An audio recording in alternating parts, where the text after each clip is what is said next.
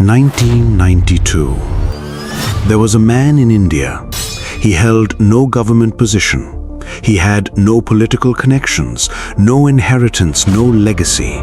He came from the same crowded streets of Mumbai that millions come from. And like millions, he was supposed to disappear into them.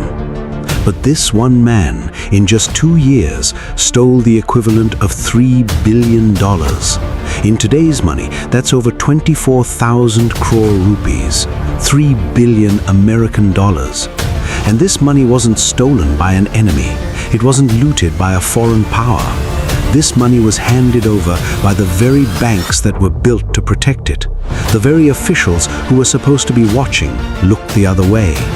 And the people who lost the most were ordinary Indians, people who had stepped into the stock market for the very first time, with their dreams, with everything they had. That man's name was Harshad Mehta. And this is not just the story of a scam. This is the story of a system that still works exactly the same way today. First, understand what India looked like back then. The 1980s. India was just beginning to crawl out from under the license Raj, a suffocating system of government control over businesses and industries. Rajiv Gandhi's government had started talking about economic liberalization, but real change was still years away. Back then, the Bombay Stock Exchange, the BSE, was a small, closed world. Only big businessmen and their brokers. The door was completely shut for ordinary people. Trading on the BSE happened through hand signals, through paper slips, through word of mouth. No computers, no digital records, everything done by hand. And that right there was the vulnerability, the gap in the system that Harshad Mehta found, the one that nobody else saw. 1954. A child was born into a modest family in Gujarat. There was no money in the house, no luxuries, no safety net.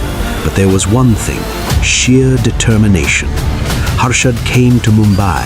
He sold hosiery, he sold cement, he did odd jobs in offices. Then one day, he landed a job at a brokerage firm. And from that moment, everything changed. He read the stock market the way a chess grandmaster reads a board. Every move, every player, every weakness. By 1986, he had started his own brokerage firm, Grow More Research and Asset Management. The name was big, his ambitions were even bigger. And by 1990, Harshad Mehta had become the most powerful name in Mumbai's financial world. People started calling him the Big Bull. Picture this, a man who once sold socks on the street now rides in a Lexus. He owns a 5,000 square foot apartment on Worli Sea Face with a view of the Arabian Sea. 9 cars, crores of rupees in business every single month, and most importantly, the Sensex moves at his fingertips. In 1991, India opened up its economy. Markets liberalized, foreign investment started pouring in, and the stock market was flooded with a new wave of energy and excitement. For the first time ever, ordinary middle-class Indians started stepping into the market. People who had never even heard of the BSE before were now putting their money in based on one name, Harshad Mehta. He was on every television show, his name was in every newspaper, he was invited to every conference and panel. Whatever stock Harshad touched turned to gold. ACC Cement, Sterlite Industries, Apollo Tires, these stocks doubled, tripled in a matter of weeks. People were investing their entire savings, some mortgaged their homes, some broke into their provident funds, their retirement money. Everyone believed this man was a financial genius. But it wasn't genius, it was a trap, a carefully designed, meticulously planned trap, and when that trap finally broke, the entire country was caught inside it. Now understand the scheme, the one so clever that nobody figured it out for 2 full years. In 1990s India, banks were transferring billions of rupees between each other every day. When one bank needed money from another, they would hand over a document. That document was called a bank receipt. The bank receipt essentially said, "We hold government securities as collateral. We will pay you back." What did Harshad Mehta do? He borrowed money from banks, and in return, he gave them fake bank receipts. Those documents that claimed government bonds existed as backing were completely fraudulent. The bonds didn't exist, but the banks believed they had government-backed security. So they handed Harshad the money, and that money went directly into the stock market. Harshad would buy specific stocks himself repeatedly, driving the price up artificially. Then outsiders would see the rising price and rush in to buy. Once the crowd arrived, Harshad would sell and pocket the profit. This game ran for 2 full years, $3 billion, and it happened in plain sight.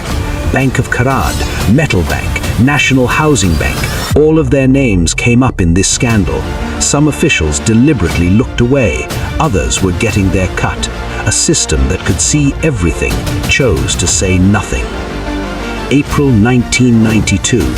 Everything seemed fine on the surface. Harshad Mehta was on every television show. The Sensex was hitting new all-time highs. Money was flowing. Then a journalist got a tip. Her name was Sucheta Dalal. She worked at the Times of India as a business journalist. She received a small piece of information, the kind that everyone else had ignored. She dug, she went deep, and on April 23, 1992, the Times of India ran a front-page story. Harshad Mehta had been using bank funds in the stock market.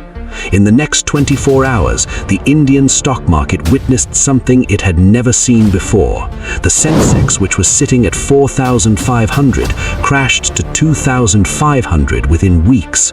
The savings of millions of people were cut in half overnight. Families who had entered the market for the very first time, who believed this would change their lives, watched their dreams collapse. Elderly people who had invested a lifetime of savings were wiped out completely.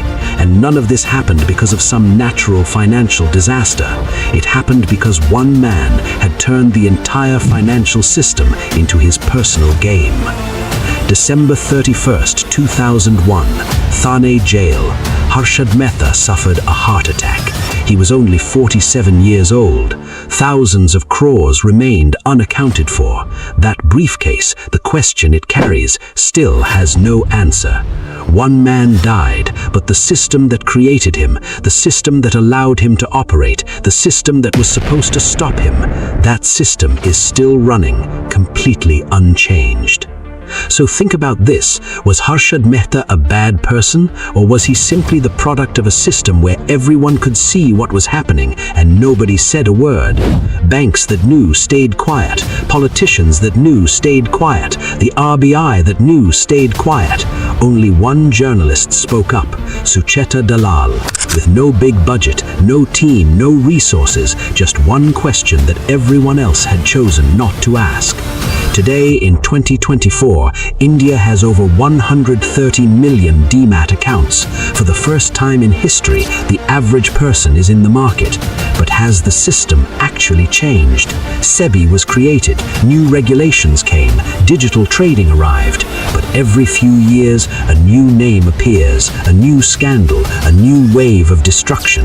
Ketan Parekh in 2001, Nirav Modi in 2018, because the one thing that never changed is greed. The greed of the system, the greed of human beings. Harshad Mehta's story is not just the story of one man, it is the story of every single person who stepped into this market with nothing but hope, and whose hope became someone else's profit. The wheel of time keeps turning, it always does. If this story shook you to your core, subscribe to this channel, because this is just the beginning. What Ketan Parekh did in 2001 was an even more sophisticated scam than Harshad's, and that story involves Bollywood, cricket, and the name of a very powerful politician. That story next time.